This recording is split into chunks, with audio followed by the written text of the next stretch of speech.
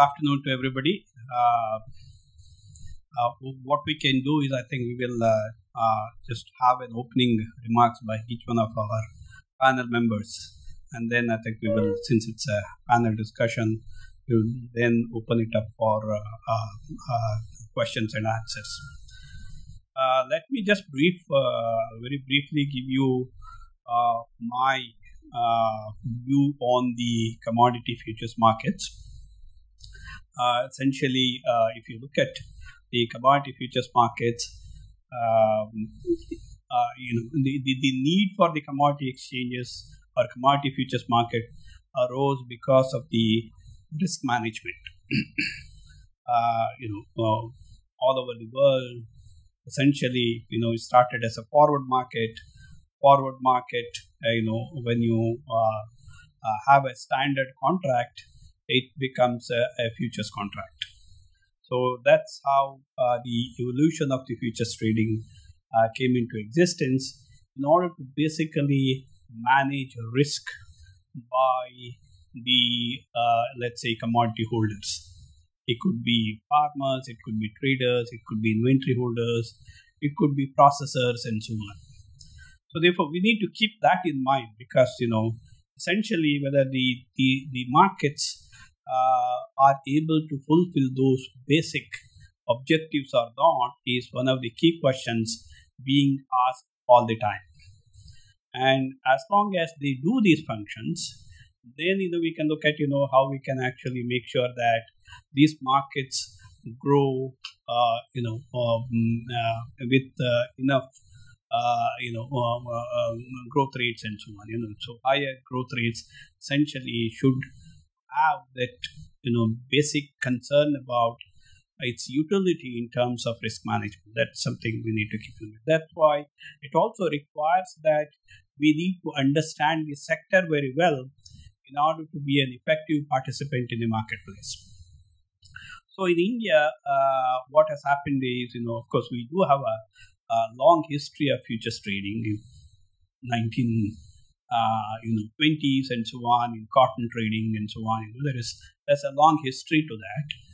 But, it's more of a checkered history in terms of, stopping it, particularly in the 1960s, and then again a revival of these futures markets in 1990s, and then specifically giving an impetus to it in 2002-2003.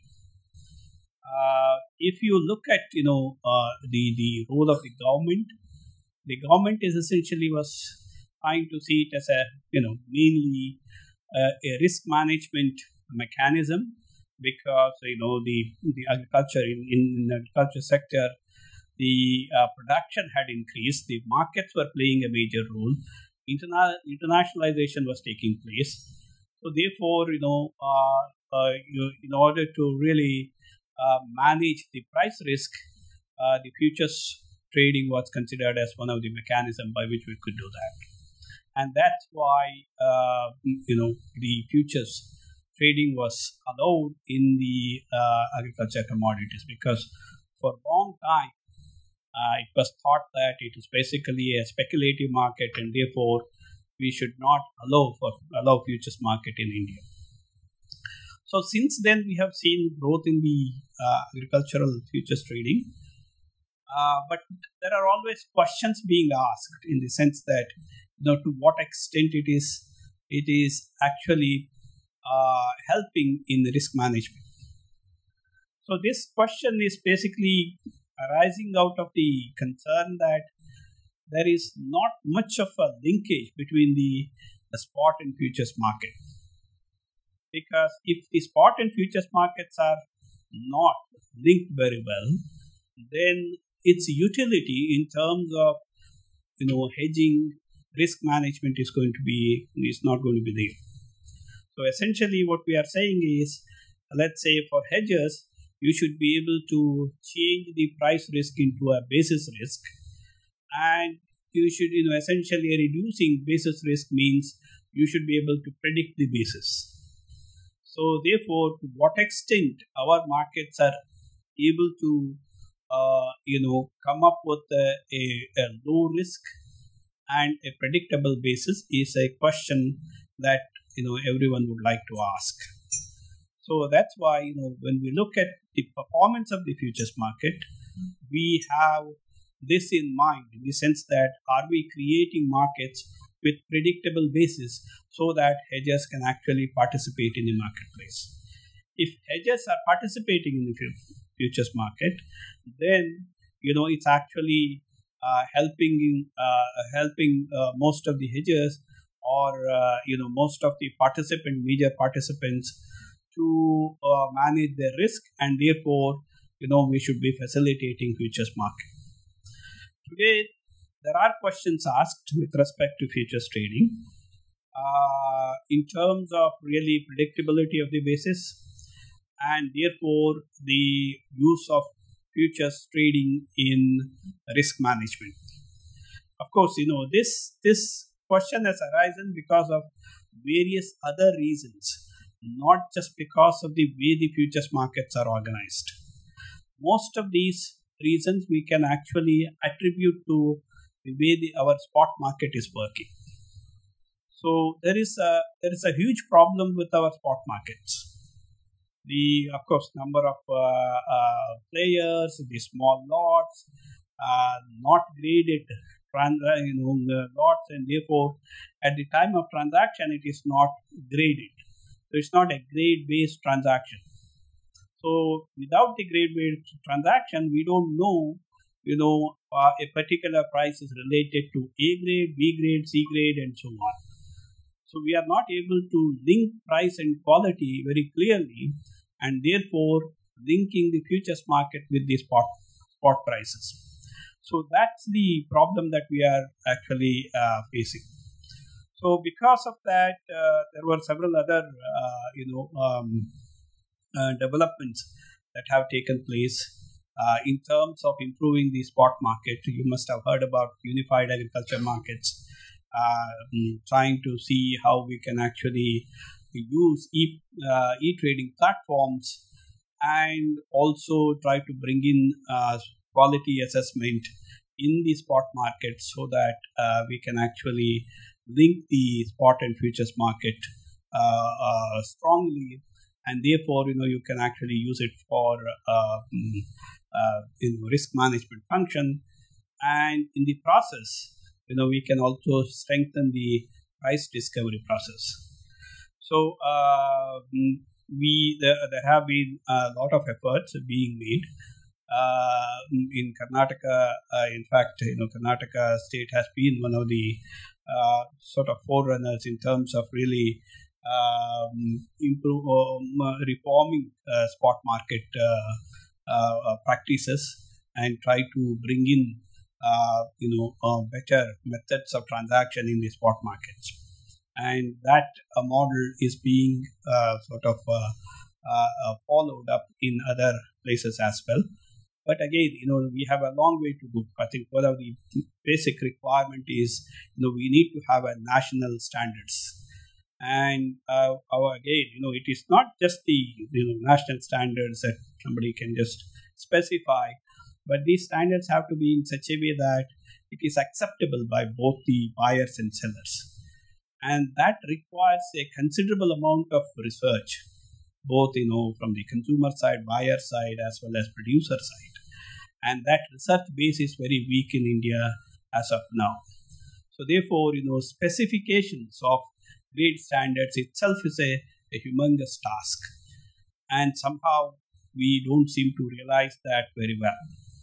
And because of that, our grade standards that are set are, again, there are questions about it, their acceptability, and so on, and therefore it takes longer time in terms of really making sure that we have a good spot market actually emerging. So that's one of the concerns. The second concern is the assessment of this quality standard itself. And unlike in other countries, we have not, over a period of time, developed proper processes to quickly make assessment of quality standard for various agriculture commodities. Of course, we also have more challenges in terms of small lots, challenges in terms of varieties of qualities, so many varieties themselves, and so on. So they are not very easy. But our efforts in that direction is still lacking. A research base in order to come up with an appropriate assessment system is not there. I think that's another key issue.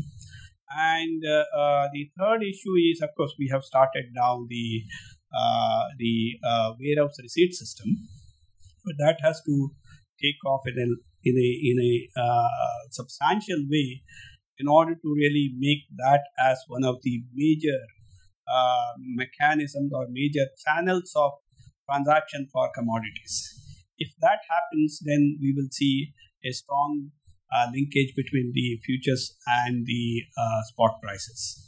So once that happens, I think there are more and more warehouse receipt based transaction takes place, then we would probably see a lot more growth in the futures market, and that too having a strong base in the hedging functions. So if the hedging function is very strong, then we would also expect that the price discovery process is going to be much stronger, in the sense that when the hedging function is strong, if the hedgers use a lot more of futures trading, then we will see that the fundamentals drive the futures and spot markets much more than the speculative activities. So that's where I think we need to focus on in terms of the warehouse receipt systems.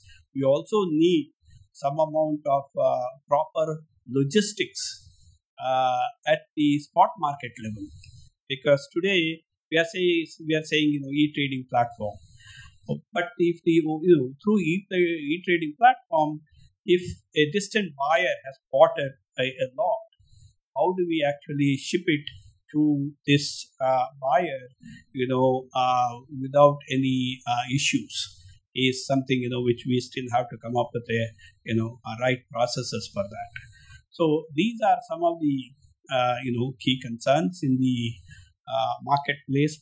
Most of it is actually at the spot market level.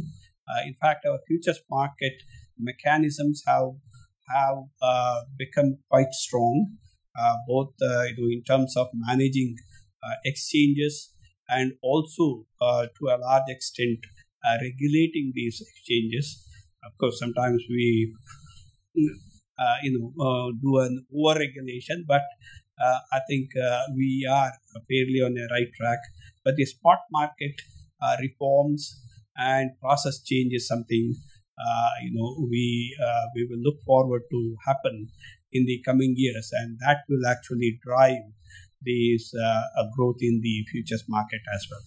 I'll stop at that and I'll let our panelists who are actually experienced a lot more, and particularly in terms of looking at day in and day out what's happening in these markets, let them also express their views on these markets, and then we can have a discussion. Mr. Modi. Thank you, Mr. Nayak. So Mr. Nayak highlighted two key concerns, that we need to increase value chain participants in the market so that they can come and hedge their positions here. And at the same time, we need a delivery mechanism which is far more robust, so that they feel comfort of coming and hedging on exchange and give and take deliveries.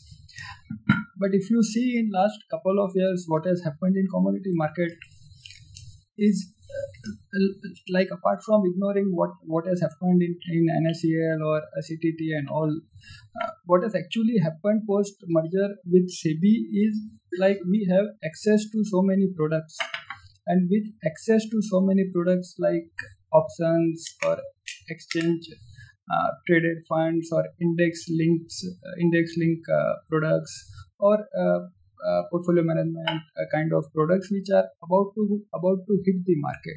So with these kind of products coming in market, for sure that more and more participants like foreign participants will come, AIFs will come, you will have banks, mutual funds also will be allowed, because Sebi is like they are after developing commodities market, and they are far more quick this time, coming out with the consultation paper, series of meetings, final papers and all. So with new products, new participants will surely hit the market, which were lacking in last couple of years. So external environment for sure has completely changed, which is very positive sign for Indian commodity market, and that will certainly increase depth and liquidity in the market. With increase in depth and liquidity in market, no doubt more and more product innovations will come, more of value chain participants will come, with more institutions and physical player trading on exchange platform will definitely help us in building robust delivery mechanism and everything. So last 13-14 years, whatever effort is gone in developing a system which is more or less robust at this point of time will change with technological innovation and all. And with more players coming in, even exchanges and everyone would like to expand and explore new avenues to track commodities, to provide, to ensure quality of commodities and everything. So to that extent, I am fairly confident that with the integration of commodity market entities with equities, we have a lot of opportunities, and value chain participants will certainly come, and that will certainly result in improving overall liquidity and depth of the market. One more initiative which Sebi has taken is universal exchange. Like universal exchange today, NSE, BSE are strong and are very big, well capitalized in their fields. But tomorrow, if they think of coming to commodities, mostly they will come post October, will also open up more opportunities for commodity participants, because these exchanges can come out with various innovative products and can spend also and can invest on technology big time. So that will also enhance experience of commodity participants on exchange platforms. So that is also a positive sign from Indian commodity exchange.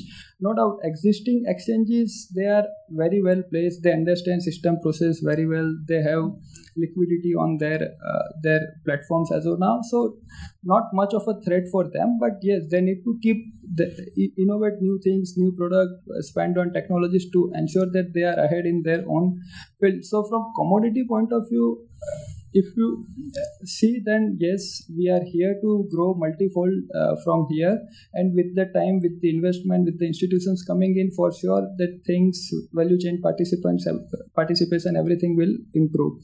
Government initiatives are also, government also wants their farmers' income to go up. They are talking about increasing MSP or farm insurance or ENAM, where around 470 odd mandis are already registered out of 565 mandis. They have scrapped APMC registration. So a lot of initiatives they are also taking in order to ensure that local hold of APMC market or spot market is reduced, and they can bring it on online on e-platform. So for sure we will see a lot more initiatives to ensure that spot market is also robust enough and can help future markets to grow further. So from broking or from my experience point of view, we are here for a few years of definitely bull market in commodities. That's all from my side. Thank you. I hand over to Mr. Shanmugam for his inputs. Thank you. Thanks, Mr. Chintan. Dr. Naik rightly started with the perspective of how we started our markets and things like that. So way back to say that in short, there was a foreign visitor from one of the industry associations coming into India and talking about the growth of the markets. I'm not talking about now, about 11 years ago in 2006 when I just joined, MCX at that particular point in time. He said that you don't seem to be a market that has been constructed brick by brick. You have been a market which have been buried in the ground and brought up as such, actually. So such is the the passion for people to trade. But as Professor Naik had rightly suggested, that we have not actually directed them in the right way, and so that is the problem actually, which is largely, as Professor Naik had suggested, that largely lies in the spot markets, and I would say that the reforms in the spot markets are now coming up, and probably we will have to wait for things to roll out soon, and so we should be a better market in terms of this one. So to tell a particular perspective that we had been into, that before joining MCX, I was with the USDA actually. So from USDA in India, we used to cover all the agriculture commodities. In the sense, we need to report what is the production, consumption, distribution, exports and imports of all the commodities from India, which are of major in nature, are of competitive to the Indian economy and things like that actually. So they took us to Washington to show what your data, how your data is being helped actually. So in a training program. So in one of the fine days, particularly at the month end, actually they took us to I covered oil seeds. I covered oil seeds at that particular point in time. So they took us to the oil seeds monthly discussion, and we were said, no pen, no pencil. You just have to go, and nothing that you can bring out also. So so this was the case with each and every analyst from every region who gets our data, compiles this data, and then publishes this data. So to say that this is one of the agency which is actually today publishing a forecast for agriculture commodities actually. So and we tried our best actually to push the best number possible, and it was even checked, verified with the GIS based satellite based imageries which has been collected based on GIS and everything. And so they compile, verify this information and publish this information actually, and it helps a lot in terms of price discovery. So when I joined, maybe about 23 years ago, so I asked my senior about what is the function, why USDA is doing a charity for, the entire global markets actually. Sharmagam, you don't know, like in 1970s, we used to have a quota-based cultivation actually. So quota-based cultivation, to say that instead of an MSP, they used to have a, Professor Naik can tell more, they used to have a non-cultivation, because if you are a farmer, growing soybean, and, they have an assessment of what is the soybean demand likely to be in the next 1 year or so. So accordingly, and they know what is the productivity levels of the farmers. Accordingly, a particular land area has been fixed, and anyone who's exceeding that land area has to be paid by the government for keeping the land fallow.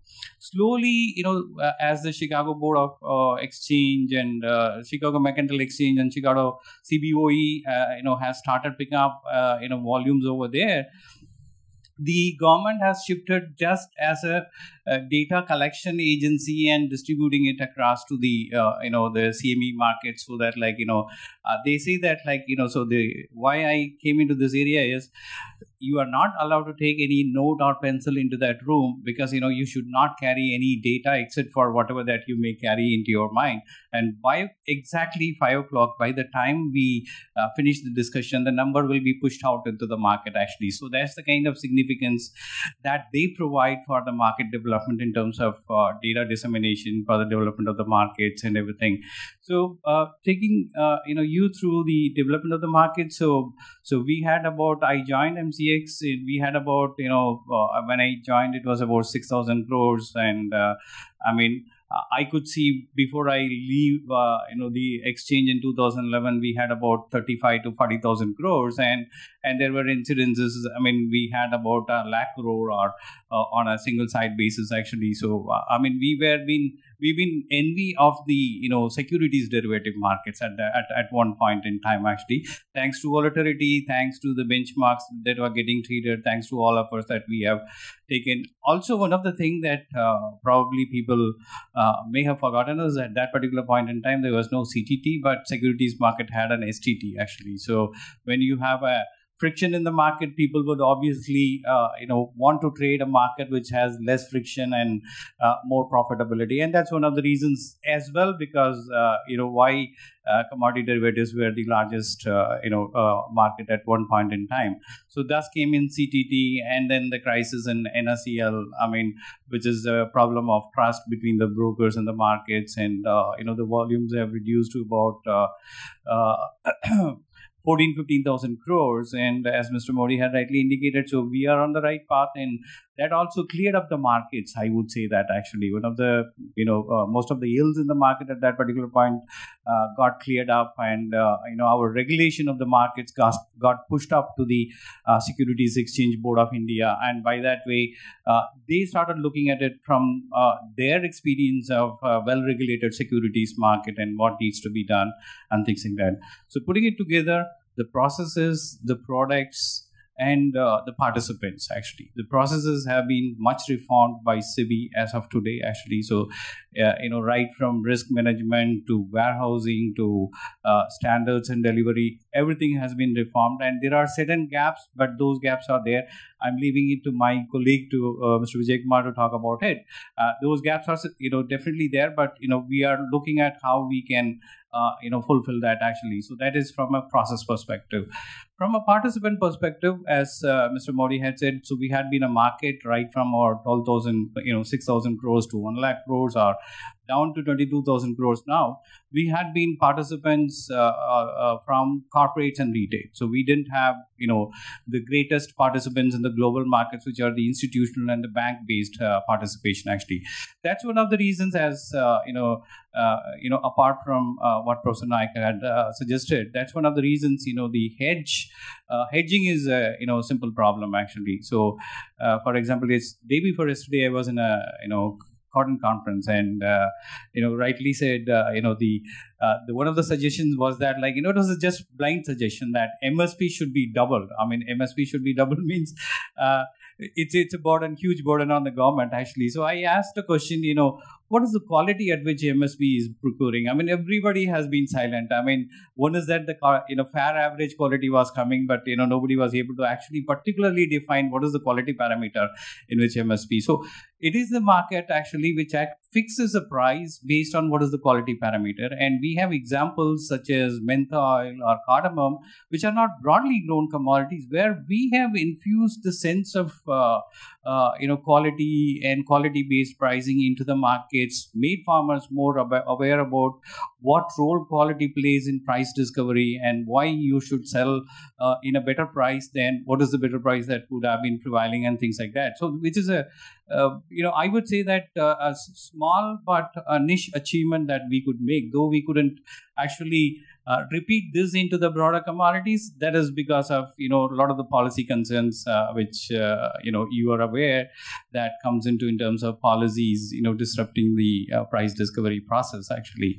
So that is one part about, the participants, actually. So we are still missing on mutual funds coming and giving you exposure based on, what is the common products of consumption and what is the purpose of investment that they would want to, or the purpose of, the returns from the investment they would want to deliver, and things like that. So that can be one element that Sebi, by coming under Sebi, at one stroke, that we have that opportunity, which is being discussed at the Commodity Derivative Advisory Committee's level. And there are certain enablements that have to be done. And once those are done, I'm sure that will also be including the portfolio management services. So these are people who actually process the information and put in, the long trades, the long end trades, actually.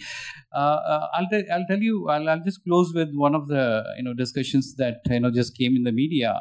So we are an exchange, particularly dominant in bullion, base metals and oil and things like that. So there was this, on March 12th, there was this, RBI circular which came in, allowing, corporates in India to participate in the derivative markets to hedge their exposures, actually, abroad. not in India, abroad. Actually, RBI doesn't have to say anything for hedging in India. So why this came in? I mean, if you have gone through, the Chandan Sinha committee, which just came out with its report in December, which clearly said that corporates don't see liquidity in the market, and so they want to participate in the in the foreign market. And the scenario before of March 12th was that you have to go to RBI, seek a specific permission if you want to hedge in the market. And for that matter, gold has been kept away, because gold is something which has been brought into the market at prices that has been purchased, and it's a big burden on the foreign exchange already. The central bank and the policymakers had their own reservations, so there was few 2 or 3 specific permissions that have been given to hedge exposures by many of the by 2 or 3 of the jewelers, including Titan. Actually, the question came into, so obviously you are losing the chunk. Probably, let's see, when your institutional participants come and they develop the base metals market, the automobile manufacturers, the spare part manufacturers, would love to look at your market in terms of managing your exposures. But government, by way of one diktat, has stopped every hedging in gold that is going into markets abroad. But yes, it did stop. But on the other hand, there is always the other way that they can approach the banks, which are the importers actually, who are being enabled by way of FEMA to provide OTC contracts actually. So OTC contracts can also be written by the banks with a back-to-back arrangement for the commodities actually. So they always had the way of hedging through the banks offering these OTC contracts and things like that. So end of the day, that I wanted to say is that we did analyze how much is the the risk that a gold jeweler will be able to, in the last 1 year, starting from January 1st to the December, he would have hedged. I think by way of our assessment, for 10 grams, there was a risk of about 15,000 rupees or something. And of that 15,000 rupees, actually, we had, he would have lost by way of, the rollover, the participation charges, the rollover cost and everything, because that he doesn't have a one month ahead contract. Because if you look at CME or LME, I mean, they would have, not even 1 year, they would have a 4-year, 3-year, 4-year liquidity in the market. So we need to develop that kind of a markets where I think we are on the right track, as Mr. Modi had suggested. So we are under the most robust regulator, on the right track. And I'm sure in the next conference when we meet, we'll be very happy to share with you our experiences about it. Thank you.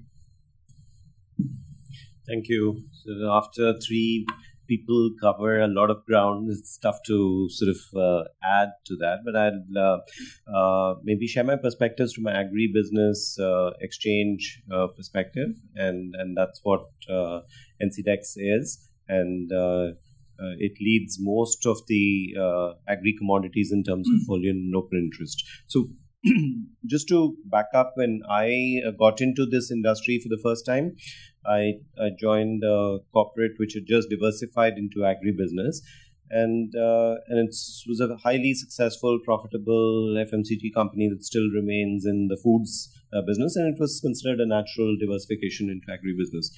And after starting, it realized that this is huge profits in one quarter, and then nothing in the next quarter, and then massive losses in the third or fourth quarters, and which was just a shock for their board. And they never, so in that business that firm was in, it was like plus 5% or plus 4.9% was enough to cause alarm that where are we missing in our distribution or marketing or whatever. And here was plus 20 to minus 20 was in the course of 2-3 quarters. And so the company exited the business in 3-4 years, clearly saying that this is not a risk profile.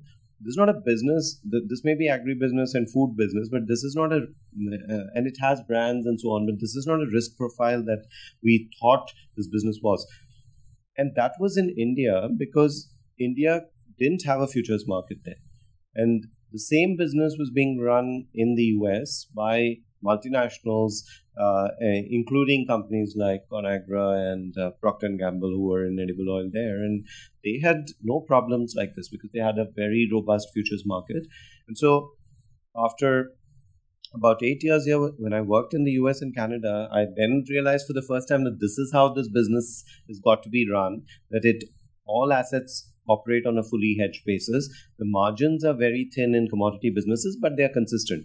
So companies that are in the business for 100 years or 150 years are making only 1.5% every year. But they're making it only with very strong risk management techniques, which are driven by those corporates in formal policy documents. But more importantly and relevant to India is the working capital provided to them is provided on the basis of the fact that they will follow such strong risk management practices. And now what we are finding in India is that though we have exchanges, we have businesses which are in the commodities business, whether it is agribusiness or not, some of whom have very strong policies and follow very prudent risk management, and some others seem to not have any such policies and are essentially speculating.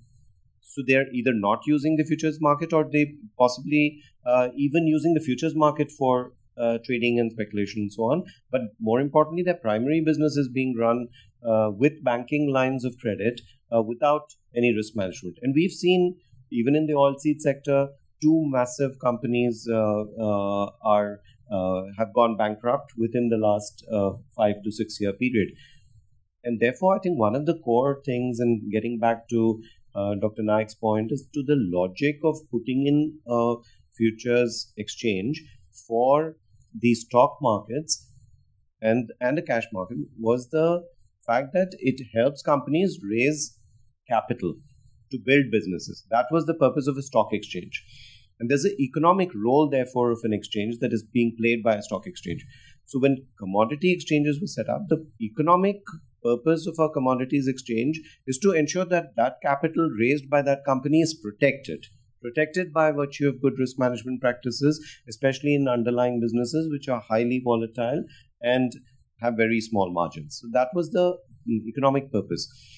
But what has happened since is that the policymakers, including the Reserve Bank, have only guided banks to almost request these companies to follow prudent risk management practices, rather than a mandate that no working capital line will be given from any bank or NBFC to firms in commodity businesses. And I think this transformation is very urgent, because if the markets are to be used for the purpose of what they were meant for, the participants on these markets, which are primarily the hedgers, have to be mandated that if you are using public money or you're using borrowed money, then that money is not betting money. That money is money that you've borrowed and needs to be protected, and the protection is available on a platform. Whether it's local or international is a second level of debate as to whether we want to export that business to another exchange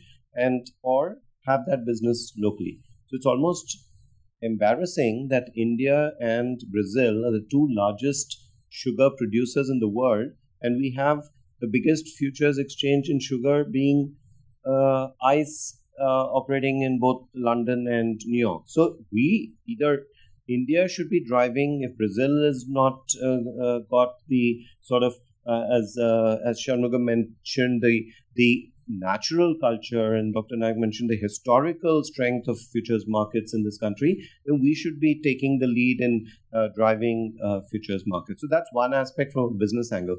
And the other, as Dr. Naik, I think, touched upon very early, is of price discovery. That a farmer, when he plants his crop, is almost planting it based on current prices. And unfortunately, at least in agribusiness, demand is very consistent. Demand is growing at 2% in most commodities, 3% maybe in some. But if for some reason, so the only price shocks are due to supply side problems, that you may have a weather problem, then you have a price spike. It's never demand that is causing price spikes. when you have a price increase, the farmer tends to react by saying, assuming that that price is going to prevail for next season, and then plants more. And then you have a cyclic crash in prices. And MSP, therefore, may be a temporary relief to protect farmers and is in order, especially in times like these when there's large-scale farmer duress.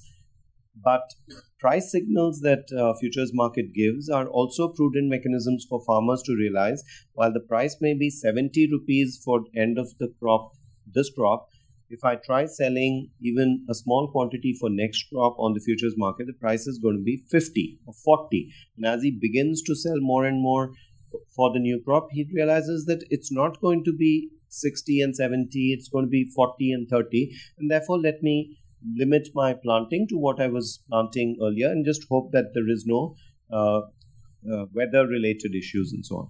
So, or he may increase it by 1 or 2, 3% based on demand growth. So that sort of signaling is either got to come out of futures markets or it's to come out of significant farmer education. And I think on both these fronts, the government is also strongly focused. And I think that shift in ensuring high farmer incomes is a step in the right direction, because the farmer, if he is strengthened on account of education, infrastructure, use of these tools, including, for example, options which have recently been permitted, which is the preferred form of risk management for a farmer. All are steps which I think in future will go a long way towards the other user of the market, which is the farmer, to also sort of benefit significantly from a good, active, healthy futures market. A couple of other things, I think, on products and participation, Shanmugam mentioned. The only additional aspect there is we have, in this question of whether you want Indian markets to develop or international markets to develop, we have the Reserve Bank having policies and maybe modifying those policies and whether international Indian companies can hedge overseas. And these are permitted with suitable documentation, but international entities which have exposures to Indian commodities have so far not been permitted. And under the Sebi plans and discussions, hopefully we are close to that happening, in which case we have an equitable marketplace where Indian exchanges are not just national exchanges, but are international exchanges, which is truly necessary, especially if Indian farmers are to become stronger and become net exporters in a variety of commodities. Then these risk management tools are open to buyers of these commodities across the world. So, especially for high value products, including spices, our spices are exported all over the world. No other exchange in the world trades spices. They are high value. They are highly inelastic. They are volatile. And therefore, even buyers in other countries would want to use the exchange to hedge themselves. So I think finally on market structure and technology, I think India is remarkable in its technical prowess, and all exchanges have strong technology strengths. And I think the user is remarkably technologically savvy, and I think certainly the stock markets have progressed far ahead, and commodity exchanges have a lot to catch up on. But I think in times ahead, with the concept of universal exchanges, we hopefully will have a far better exchange ecosystem, and also more importantly benefit the constituencies we were set out to benefit. So the sort of questions that were raised 10 years back and 15 years back, maybe those are not they cannot be lingering questions anymore, because there is definitiveness in why these institutions were set up in the first place. Now it's a question of why are the participants not participating? If a processor is not participating, he is speculating.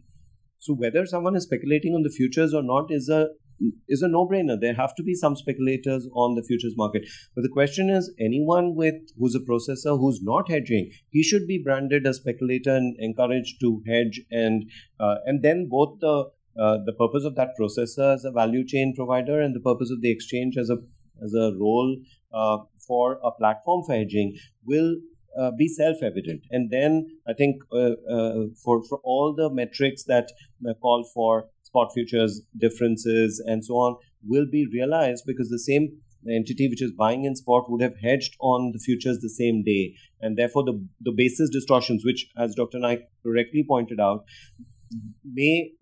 today occur because the person who's buying spot in these different markets is not hedging on the futures market possibly on the same day. So that's maybe some of the aspects from a physical side or from a value chain participant side that I can maybe add to this discussion. So other than that, if we have, and maybe I'll hand it over to Dr. Naik to take it for the next round. Well, I'd like to thank all the panelists. So now we'll open it up for discussion. Okay, I think, given that this spot market is being a slow process, I think what you are saying is actually there is still a lot more opportunity in participating in the futures market. I think one thing is very clearly the institutions.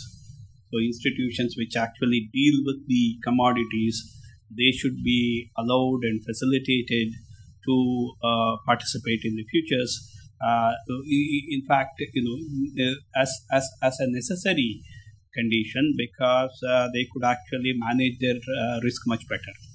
And today we are in a position that the futures markets is able to provide that kind of a facility with a fairly good facilitation, in the sense that markets are stable, we do have a good processes, regulation is fairly good, and so on, and therefore they can actually participate in the futures market. I think that's one thing. Second thing we are talking about is the awareness building. I think that's part of this problem could be awareness itself.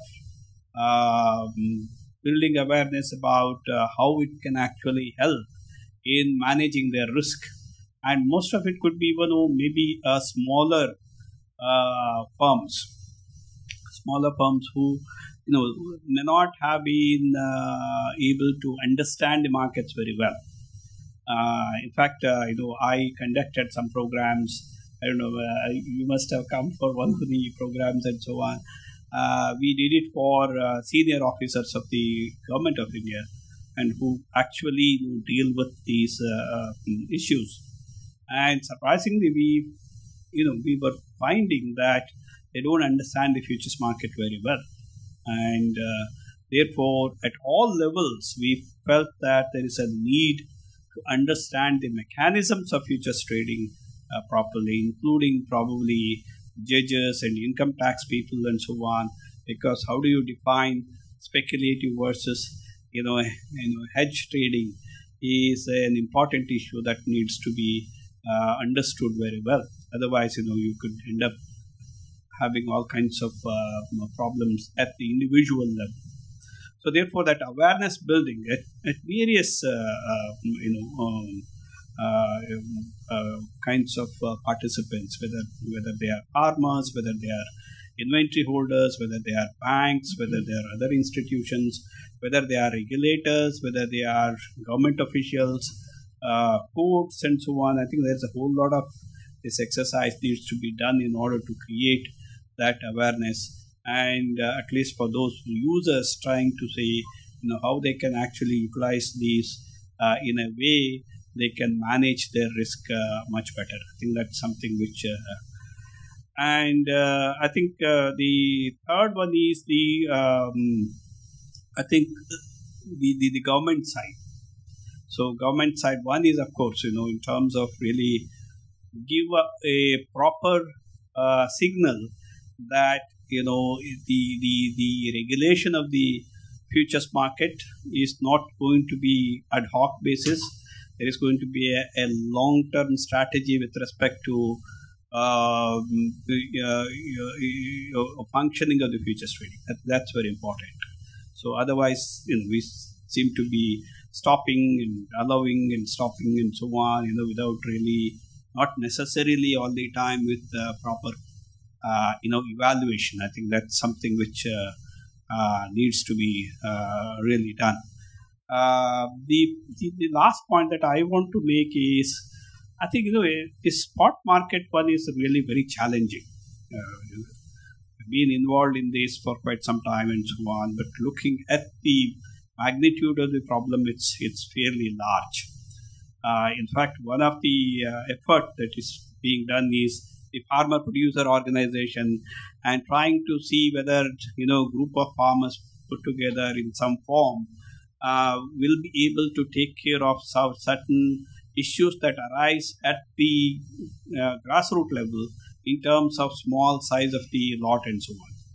So if they can pull together and make it gradable and so on, and then they could probably use the e-trading platform to sell their produce. So that makes it easier in terms of transactions, in terms of quality produce, and also once the e-trading platform is there, then I think you could take away a lot many intermediaries in between. So it can actually simplify the spot market channel very well. So once that happens, we will see a lot more larger participants coming in. So larger buyers would be able to buy from these organizations, and when there are larger buyers, then you will see there is a need for them to manage their risk.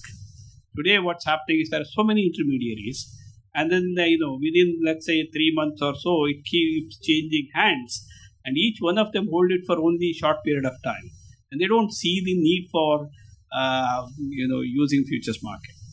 So that's one of the reasons that you see this issue.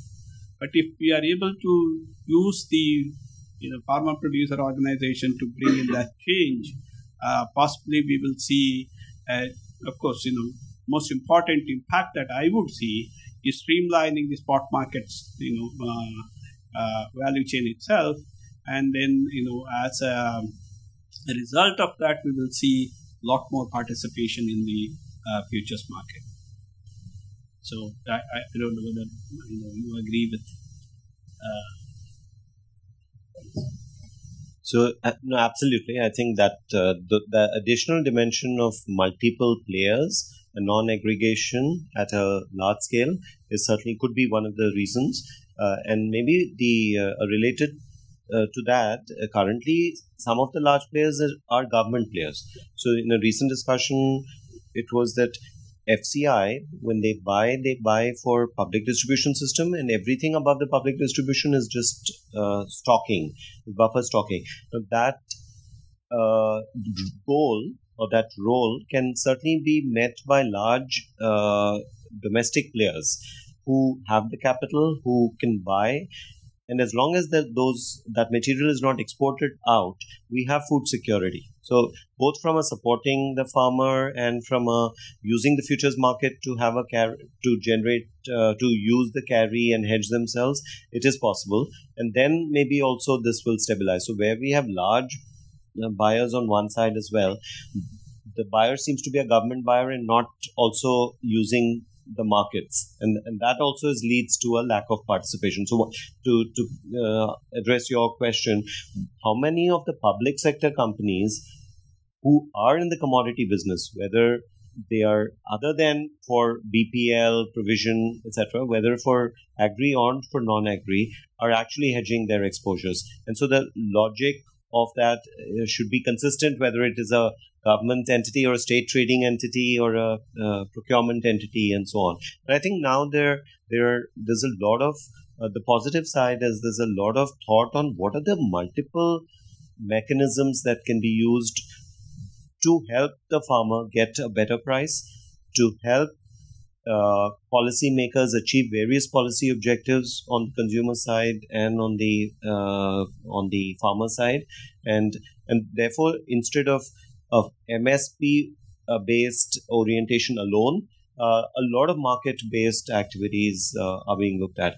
And the one point is certainly, and as Chintan pointed out, is that the reach of our brokers and our member firms is huge. I mean, each of these firms is available in the smallest of the country's districts. So it's almost like wherever there is a bank, there is a broker and the farmer and the trader can reach national institutions. So, and coming to your point, if the same exchange had both a spot market listed on it and that spot market is transparent, then we could begin to see a replication of what is available on the equity side, on the commodity side. And then these distortions could be maybe reduced, if not eliminated.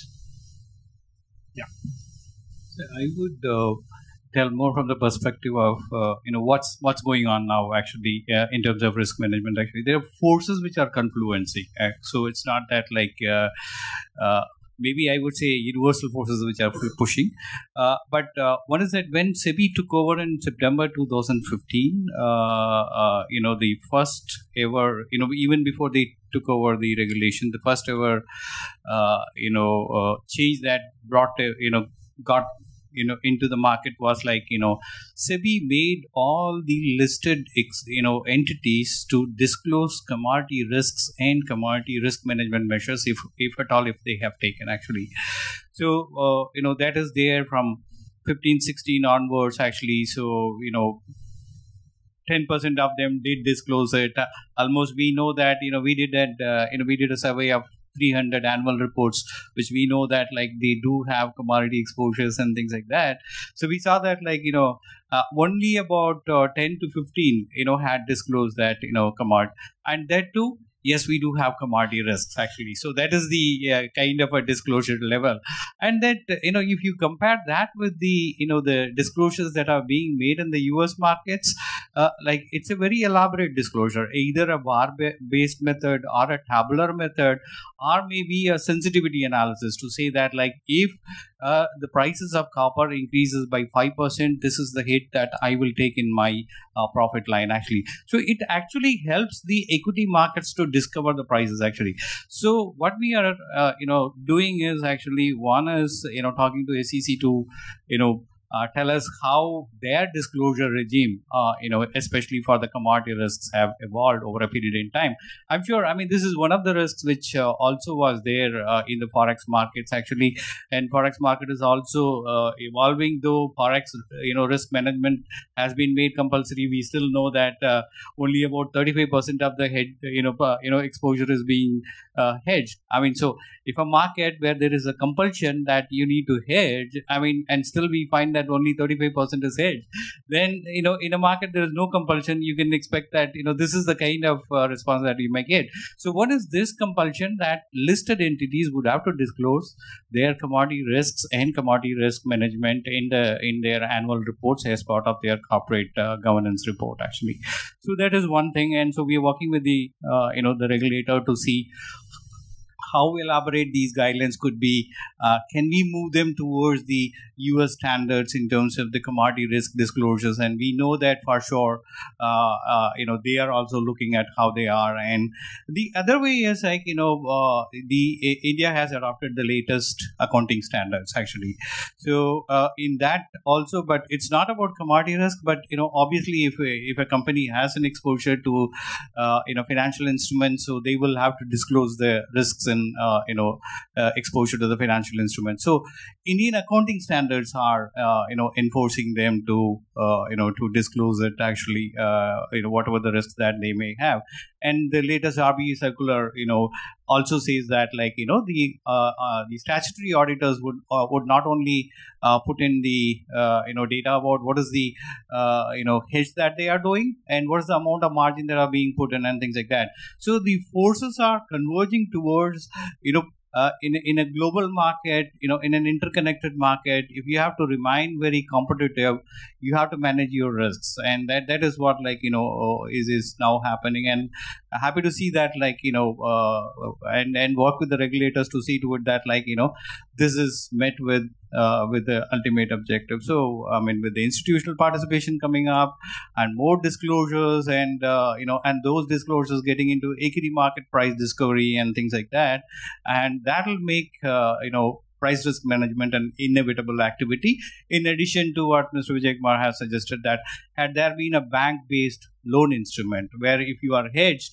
I'll give you a 2% lesser interest rate actually. And if you are not hedged, I will have to charge you a premium of about 2% actually. We don't have such a thing. So RBI just stopped saying that you have to hedge your exposure. That's it actually. So thanks a lot. Thank you. So, like commodities, we also have contracts on base metals which are not delivered on exchange platform, and we are missing value participants there also. Like one good initiative taken by MCX, now they are launching brass contract where they are planning to bring value participants. So similar way, we should also explore how can we bring value participants of copper, lead, nickel here on our platform, and we ensure that whatever volume is going outside, let's have a fair share of that volume here in India. Okay, so I think we have one more minute. Let me just try to summarize, what we have discussed. I think if you look at the commodity futures side, the derivatives market, overall the growth prospects are definitely significant, though there are challenges. Some of the immediate things that can be done, as highlighted by both Dr. Shanmugam and J. Kumar, are essentially, can we look at the business processes itself and then make sure that, risk management is done at the individual, company level much better. And that would help not only the companies but also in terms of overall, business atmosphere. So that's something which can actually help in the growth of the futures market.